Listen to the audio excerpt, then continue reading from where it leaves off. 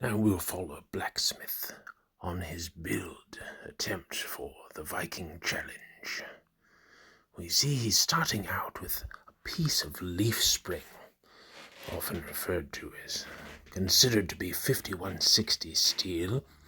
Now he has cut this off of a Toyota, and he is pounding it to shape. He plans to make it into his dagger.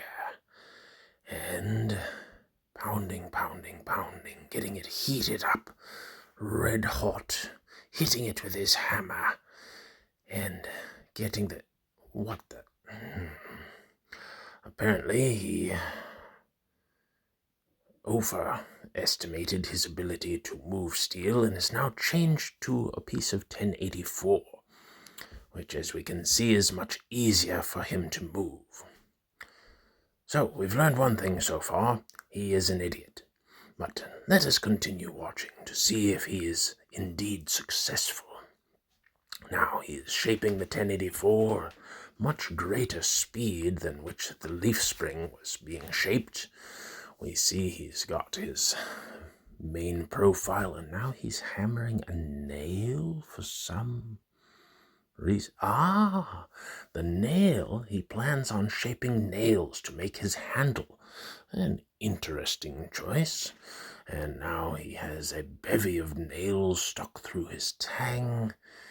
It looks more like a Viking ship than a Viking dagger at this juncture.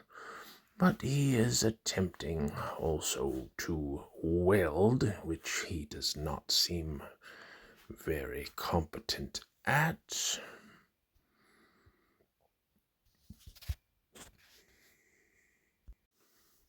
And sure enough, the nails did not work, so now he is using a hanger.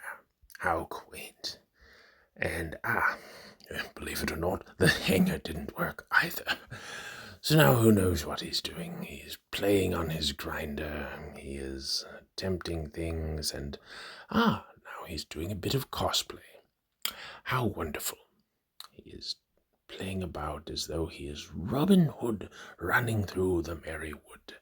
Yes, his merry men in Sherwood Forest. How very droll and wonderful. Well, I believe I'm done here. Thank you for accompanying us on this strange journey along with this weird blacksmithing person. Toodle pip, carry on.